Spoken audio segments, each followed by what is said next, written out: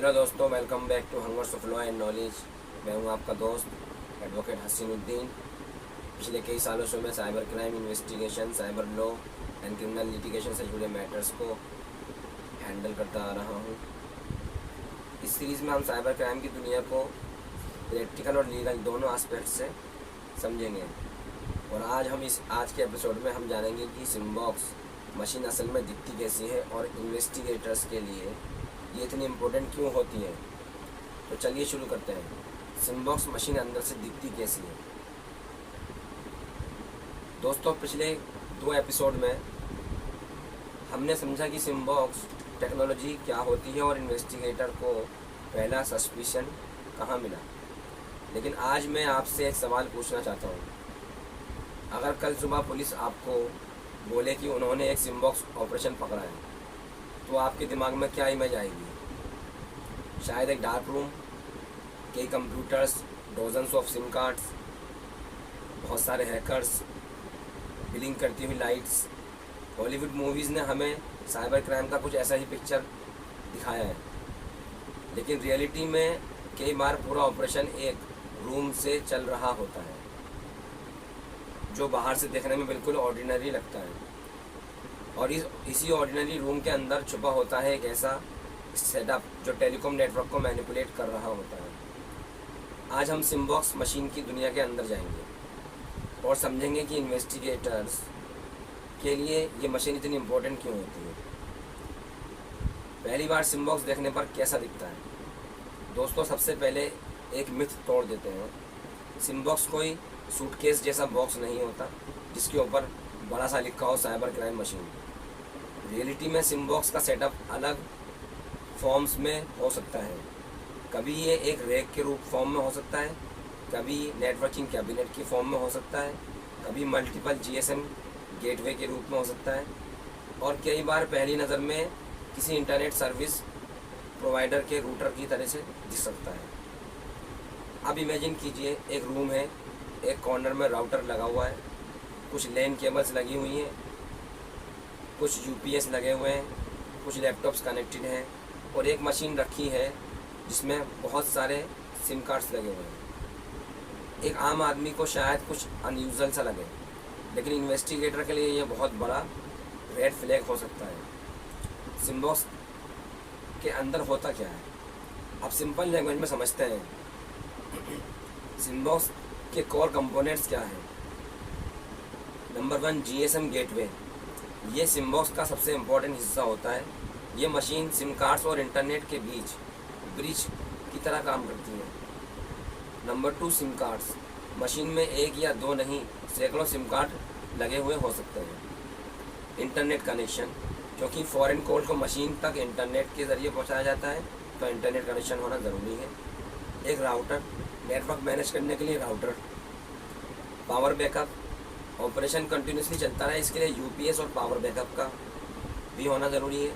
यानी जो सेटअप बाहर से सिंपल लग रहा होता है, अंदर से वो एक मिनी टेलीकॉम एक्सचेंज की तरह काम कर रहा होता है। इंटरनेशनल कॉल लोकल कॉल कैसे बन जाती है? अब सबसे इंटरेस्टिंग पार्ट, मान लीजिए एक फ्रॉडस्टर कंबोडिया में बैठा है, उसने दिल्ली के किसी विक्टिम को कॉल करनी है।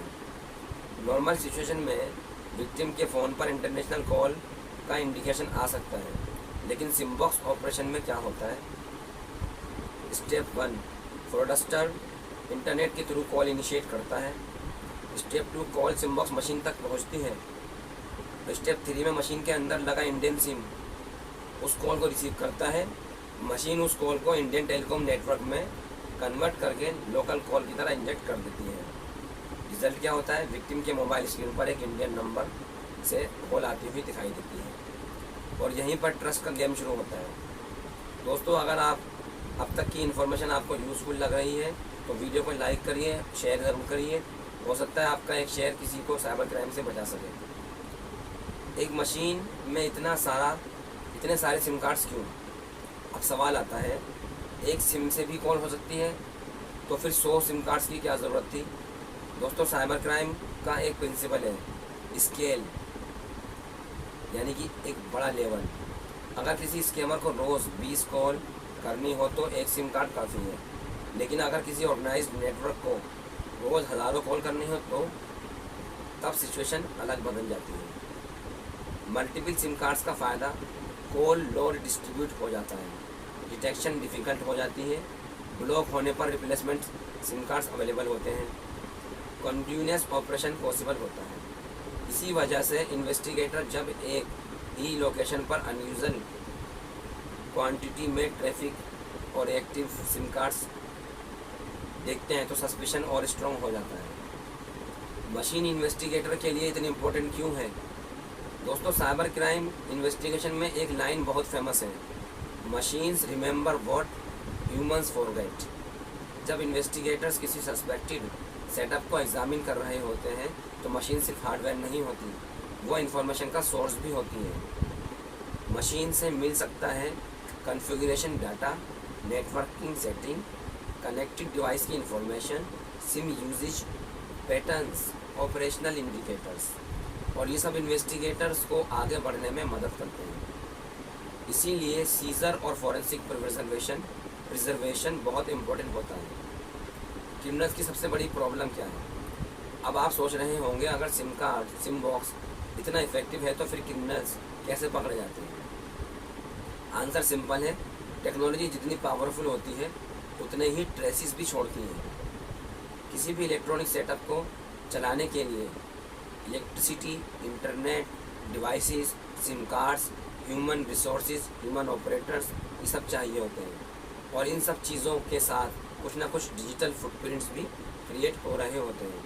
यानी मशीन ऑपरेशन को इजी बनाती तो है, लेकिन इन्वेस्टिगेटर्स के लिए क्लूज़ भी जनरेट कर रही होती है बैकग्राउंड में। अब इन्वेस्टिगेशन ह्यूमन नेटवर्क तक पहुँचने वाली थी। अब तक इन्वेस्टिगेटर को समझ आ गया था कि टेक्नोलॉजी क्या है, सेटअप कैसे काम करता है, स्केल कितना बड़ा हो सकता है, लेकिन मशीन खुद से काम नहीं करती, उसके पीछे कुछ लोग होते हैं। किसी ने मशीन इंस्टॉल की होगी, किसी ने इंटरनेट कनेक्शन लिया होगा, किसी ने ऑपरेशन मॉनिटर किया होगा और किसी ने इंस्ट्रक्शन दी होगी। यानी इन्वेस्टिगेशन अब हार्डवेयर से निकलकर ह्यूमन नेटवर्क की तरफ मूव कर चुकी थी और वहीं से कहानी अब ज़्यादा इंटरेस्टिंग होने वाली थी। तो दोस्तों, आज हमने समझा सिम बॉक्स मशीन दिखती कैसी है, जीएसएम गेटवे क्या होता है, इंटरनेशनल कॉल्स, लोकल कॉल्स कब और कैसे बन जाती हैं, मल्टीपल सिम कार्ड्स क्यों यूज़ किए जाते हैं, इन्वेस्टिगेटर्स के लिए मशीन इतनी इम्पोर्टेंट क्यों होती है। लेकिन अभी सबसे इम्पोर्टेंट सवाल बाकी है। मशीन मिल गई, टेक्नोलॉजी समझ आ गई, अब इन्वेस्टिगेटर्स को मशीन के पीछे छुपे लोगों तक पहुंचना था और वहीं से असली इन्वेस्टिगेशन शुरू होनी थी।